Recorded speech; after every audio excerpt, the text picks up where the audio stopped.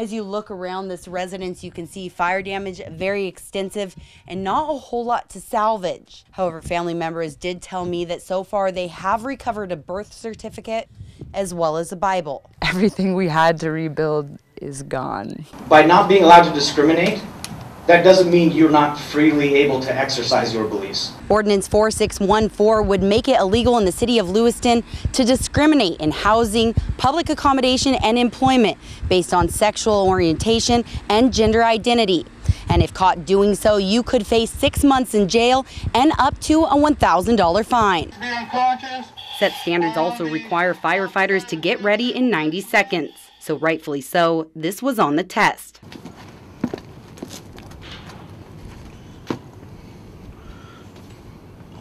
And to say the least, I could definitely use some practice. If passed, Lewiston would join 8 other cities around the state to ban this type of discrimination.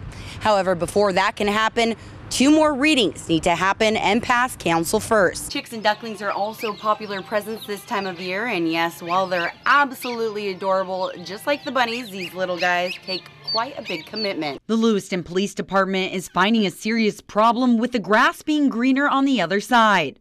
It has hampered our hiring efforts for sure, because we are losing normally what would be qualified candidates for marijuana. Sergeant Jeff Clone is responsible for the department's hiring, but recently a large portion of candidates has gone up in smoke. Just this past year, we were looking for dispatchers, and we had several very good candidates who did well on the written test, did very well on the oral boards. When I began their background investigation, we had found out that they had used marijuana within the last year, most of them all because it had been legalized in Washington. Idaho Post is clear. Anyone that has used marijuana illegally or even legally in the last 3 years cannot be certified in the state.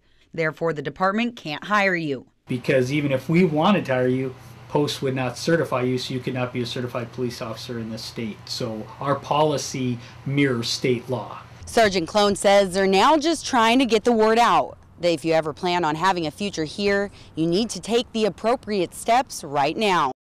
Citing Second Amendment rights and safety for students, Senate Bill 1254 became law, making Idaho the 7th state to allow guns on campus.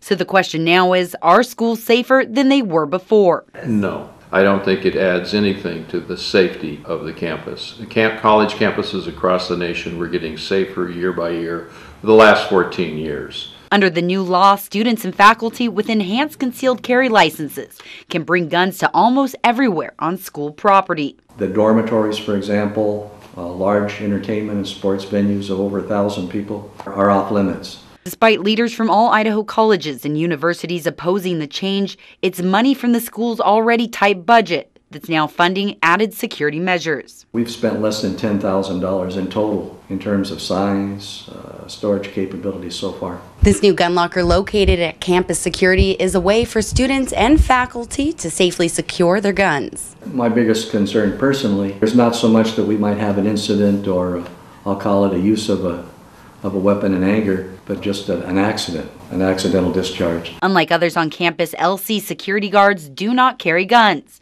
However, they are receiving additional training because of the new law. Safety training, observation of behaviors of individuals, those sorts of things, and how to respond if there is an incident. President Tony Fernandez says Lewis-Clark State is and will continue to be one of the safest campuses in the state. Compared to the general population and off campus, it's anywhere from 30 to 50 times safer.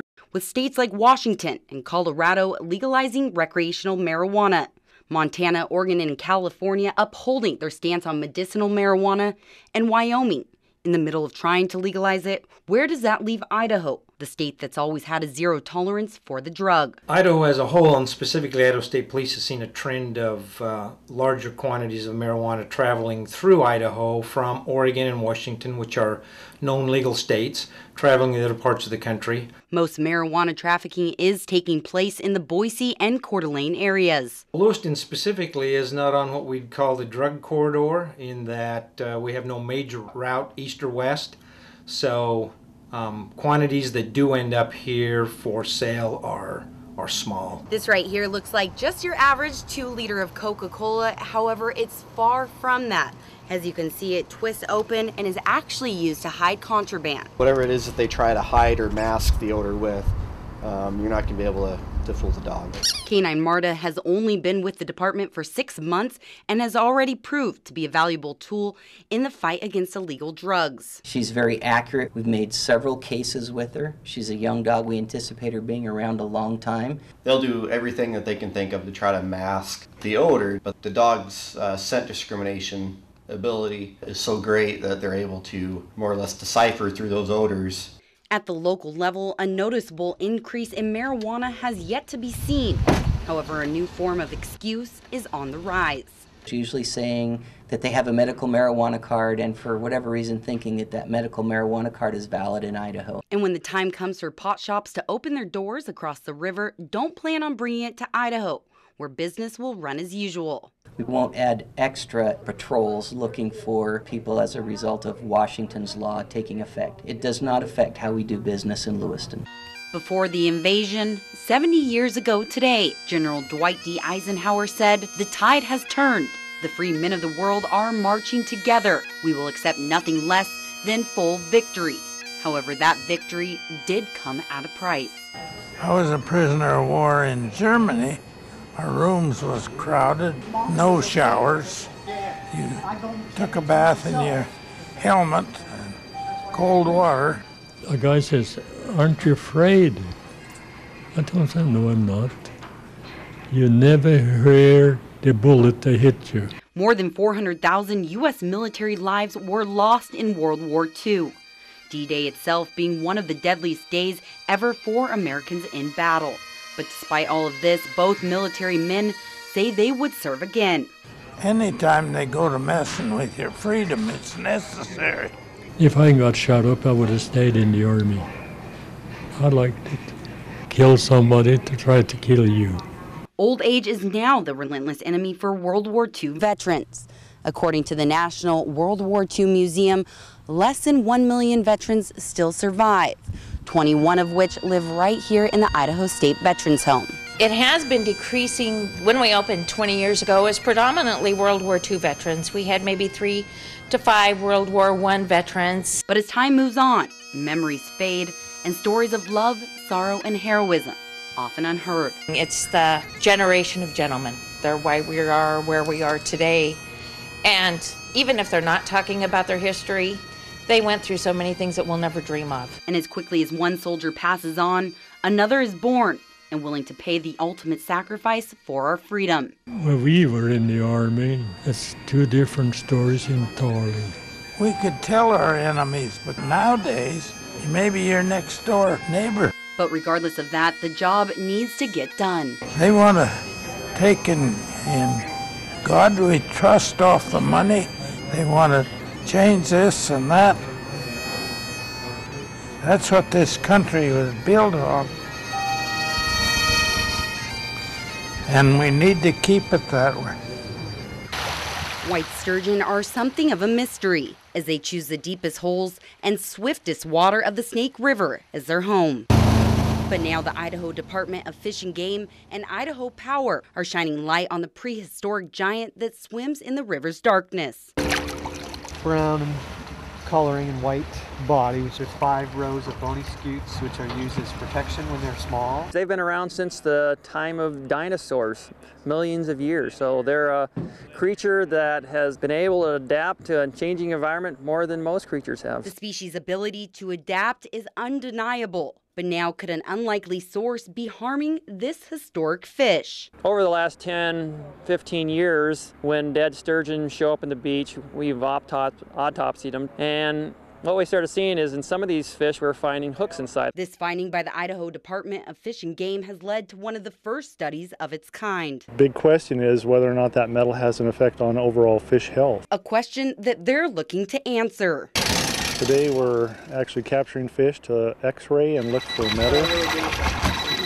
That's metal here and here. We can compare the 2 pictures and see what pieces are still there or what pieces have moved on. The field work for the hook study is expected to be completed next year. And I've always told Debbie that said, no matter what, we will come home.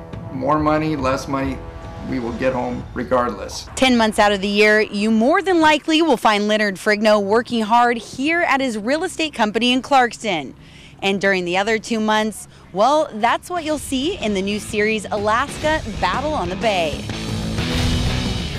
I have been fishing in Alaska since 1979. I have not missed one season since then. The boat used to fish is called the Deborah Renee, named after his wife of 32 years. And the family ties don't end there. And I fish with my sons and my future son-in-law, Mike Poyer.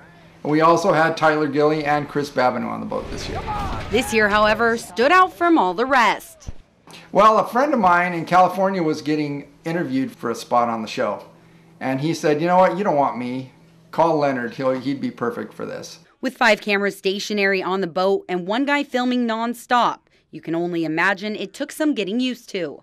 It's weird getting a camera up in your face, especially for the first time. But after a week and a half, 2 weeks, we started getting used to it. 1,800 captains and their crews fish on Bristol Bay for 4 straight weeks, being deemed as the most competitive fishing season on Earth. Normal day on the boat, wake up, how about 15 minutes to get ready, get your rain gear on, get on the back deck, and start fishing for as long as the fishing game allows us. And then when that's done, go deliver our fish, go hopefully get a couple minutes to go to sleep and eat, and then wake up and do it all over again. Everything you see out there is real. We're not staging anything. We get in yelling matches with guys all the time. We hit boats. I mean, it just happens because everyone's so aggressive. Everyone's trying to catch the most fish that they possibly can to bring home money for their families. What keeps you going back? I don't know. It's a sickness, I think. I love going. It's fun. It's kind of the adrenaline rush, the money. Money always helps. You can catch the show tonight at 12 a.m. on Animal Planet. And I think this is a good portrayal of fishing. People that buy seafoods don't realize what we go through to catch the seafood that they end up enjoying at home or at a restaurant. Reporting in Clarkston, Sophia Miraglio, KLEW News.